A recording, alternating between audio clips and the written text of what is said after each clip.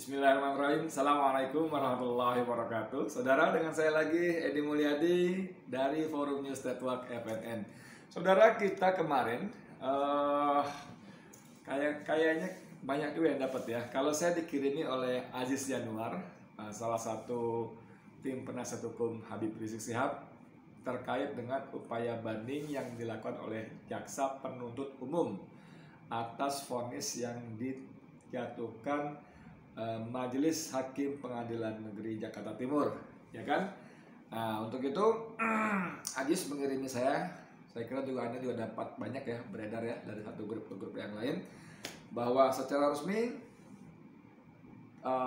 HRS dan tim taktis itu singkatan dari Tim Advokasi Ulama dan Aktivis Islam, taktis, itu juga akhirnya mengajukan banding, ya. Saya bacakan saja, ini ada press release-nya, saya kira teman-teman baiknya juga dapat. Press release TA HRS dan taktis terhadap putusan Pengadilan Negeri Jakarta Timur pada perkara Petamburan dan Megamendung. Sehubungan dengan telah dibacakannya putusan pada perkara nomor 226/PIT Sus /2021/PN Jaktim nomor 221 sama juga bla bla bla dan nomor 222 sama juga bla bla banyak, yaitu dalam kurung Megamendung dan Petamburan pada hari Kamis 27 Mei 2021 di Pengadilan Negeri Jakarta Timur. Dengan ini tim advokasi, TA itu tim advokasi Habib Rizik Syihab dalam kurung TAHRS dan tim advokasi ulama dan aktivis Islam atau taktis menyampaikan hal-hal sebagai berikut. 1. Bahwa kami menghormati putusan majelis hakim yang telah dengan sangat objektif memimpin jalannya sidang hingga memutuskan perkara Megamendung dan Petamburan dengan sangat bijak. Jadi tim advokasi HRS dan HRS sendiri berpendapat setelah mengalami sidang-sidang melelahkan ya, maraton bahkan beberapa kali sampai dini hari, paling malam hari bahkan udah larut sekali, itu tim advokasi dan bahkan HRS sendiri juga taktisnya tim advokasi ulama dan aktivis itu berpendapat bahwa majelis hakim memimpin jalan sidang dengan sangat bijak, ya kan? Dan memutuskan perkara, memimpin jalan dengan sangat objektif dan memutuskan perkara dengan sangat bijak. 2. Bahwa terhadap upaya hukum banding yang dilakukan oleh jaksa penuntut umum atau JPU terhadap perkara Megamendung dan Petamburan adalah merupakan hak JPU yang diatur KUHP, Kitab Undang-Undang Hukum Acara Pidana. Oke? Ini kali anak kalimatnya seru nih. Namun secara nyata memperlihatkan nafsu kekuasaan melalui tangan JPU untuk memenjarakan Habib Rizik Syihab dan kawan-kawan dengan waktu yang lebih lama. Jadi apa yang dinyatakan dalam press release ini sebetulnya sudah menjadi semacam asumsi, pendapat, analisis sekaligus kekhawatiran banyak pihak publik bahwa sebelum vonis jatuh ya, bahwa nanti majelis hakim akan digunakan oleh penguasa, oleh kekuasaan untuk menyimpan istilahnya menyimpan Habib untuk waktu yang lebih panjang, minimal sampai 2024 selesai, kan begitu. Kenapa? Karena ya gitu kan, karena Habib dikhawatirkan akan menjadi batu sandungan yang serius bagi kepentingan kekuasaan yang dikendalikan oleh oligarki, ya kan, oleh oligarki untuk kepentingan mereka melalui peristiwa politik tahun 2024 yaitu Pileg dan khususnya Pilpres. Makanya ketika putusan hakim untuk perkara Megamendung denda 20 juta, subsidiar 5 bulan penjara, dan Petamburan pidana 8 bulan penjara, orang banyak terkejut. Saya sendiri termasuk yang terkejut. Ada apa gerangan? Apakah ada sesuatu, bagaimana sebagainya? akhirnya kita menduga-duga ada perubahan. Nah, gitu kan. Dalam video saya sebelumnya ada perubahan taktik dari kekuasaan dengan ada rencana-rencana berikutnya, wallahu a'lam bishawab. Tapi Aji Senior sendiri dalam konteks dua vonis yang tentang Megamendung dan Petamburan, dia mengirim WA ke saya bahwa vonis Megamendung 20 juta denda subsidi 5 bulan penjara, alhamdulillah. Vonis Petamburan 8 bulan penjara, alhamdulillah. Karena dipotong masa tahanan kan. Saya sempat berpikir, ini kenapa ya? Kalau 20 juta oke, dibayar bebas, tapi kalau 8 bulan, kalau kita ngomongin apa sih namanya idealisme gitu, ngotot bahwa Habib satu hari pun tidak pantas dipenjara karena tidak bersalah.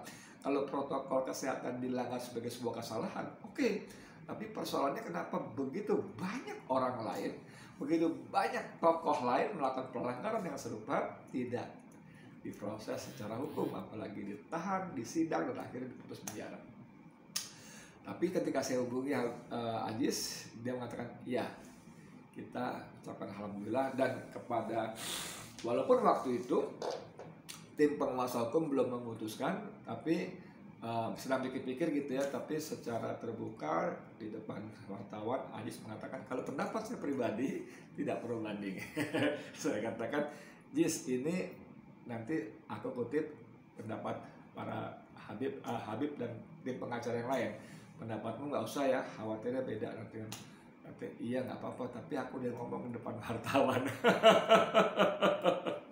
Akhirnya makanya saya kutip juga. Nah, kembali ke soal tadi, bahwa seperti kata siaran pers ini, memang nafsu kekuasaan untuk memenjarakan Habib lebih lama itu tampak sekali dengan menggunakan tangan JPO. Anda tahu tuntutan JPO, wah macam-macam yang dibacakan dalam persidangan. Aduh, melarang mengajar, melarang mencabut haknya untuk berorganisasi, mencabut, aduh banyak sekali, bahkan yang tidak masuk akal, mencabut haknya sebagai wali-wali. Itu kan tidak ada hubungannya dengan KUHP dan KUHAP gitu ya. Sebagai orang Islam, wali itu adalah orang yang paling berhak menikahkan anak perempuannya, yaitu bapaknya, itu wali. Nah, itu dalam kemauan jaksa dalam persidangan itu termasuk yang dicabut dan betul. Jadi persis seperti yang kata siaran pers ini, bahwa memang ada nafsu yang sangat besar dari kuasa untuk memenjarakan Habib lebih lama, dan untuk itu mereka menggunakan jaksa penuntut umum. Oke, yang ketiga, bahwa oleh karena JPU telah menyatakan banding terhadap putusan perkara Megamendung dan Petamburan, maka untuk memberikan masukan dan bukti-bukti kepada hakim pengadilan tinggi yang akan memeriksa perkara aku dengan adil dan bijak, maka dengan ini kami akan menggunakan hak kami untuk melakukan upaya banding terhadap perkara Petamburan. Nah, yang dibanding hanya Petamburan. Megamendung enggak, karena Megamendung tadi apa? 20 juta denda atau subsidi 5 bulan. Itu diterima. Dan itu hampir pasti coba dibayar selesai tuntas. 20 juta ya, walaupun ada beberapa kalangan tertentu yang menggalang dana. Sebetulnya bukan penggalangan dana untuk menggantinya, tapi menunjukkan pertama empatinya, kedua pembelaannya, dan ketiga satir terhadap kekuasaan. Karena digalang itu dana receh, bukan transfer rekening, tapi koin. Ini menunjukkan bahwa pemerintah berpikir secara recehan saja. Oke?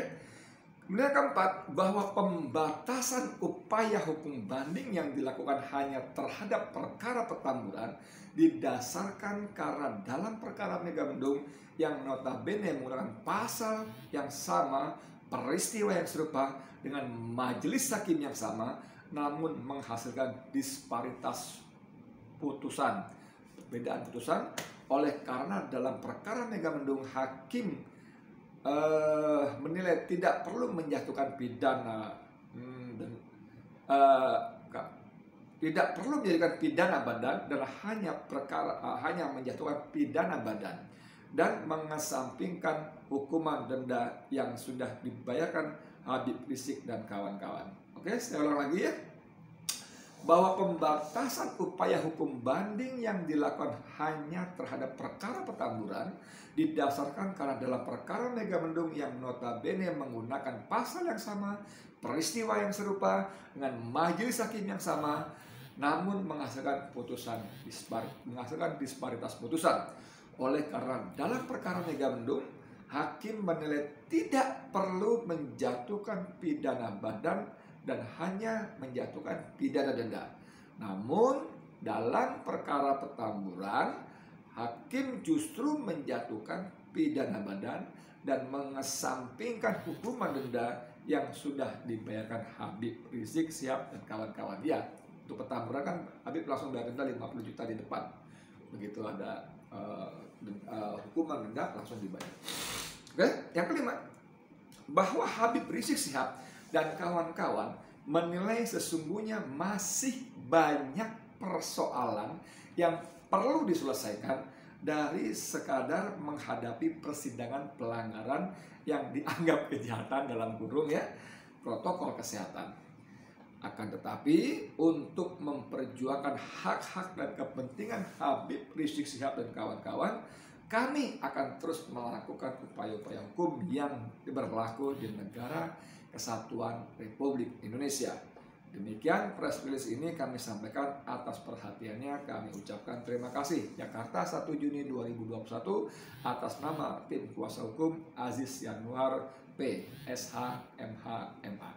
Jadi memang betul pada poin yang terakhir ini, poin kelima ini betul sekali ya, bahwa banyak sekali persoalan-persoalan yang jauh lebih penting dari sekadar ngurusin persidangan banding-banding ini. Yang sebelumnya sebetulnya untuk putusan yang aneh seperti pada poin 4 tadi, karena pada pasal yang sama, majelis yang sama, peristiwa yang serupa, untuk Megamendung majelis hakim hanya menjatuhkan sanksi denda, vonis denda 20 juta subsidiar kurungan, tapi pada kasus petamburan majelis hakim menjatuhkan sanksi pidana, sanksi pidana badan dalam bentuk penjara 8 bulan. Itu pun rencananya yang saya dengar akan diterima. Tapi karena jaksa banding, maka tim advokasi dan taktis memutuskan untuk juga melakukan banding. Memang aneh betul. Saya pernah diskusi dengan Munarman jauh sebelum Munarman ditangkap. Bukan diskusi, bahkan wawancara, Anda bisa googling lagi. Bahwa semestinya, dia mengatakan dalam bahasa hukum apa istilahnya ya, bahwa orang itu tidak bisa dihukum 2 kali untuk kasus yang sama. Pada kasus petamburan, dia bilang, petamburan Habib sudah dihukum membayar denda 50 juta. Lalu dengan awamnya saya mengatakan begini, loh, man, itu kan dendanya kan bukan lewat proses pengadilan, saya bilang gitu. Oke, dia bilang, nggak apa-apa kalau Bang Edi berpendapat begitu. Dia tanya, pernah melanggar aturan lalu lintas nggak?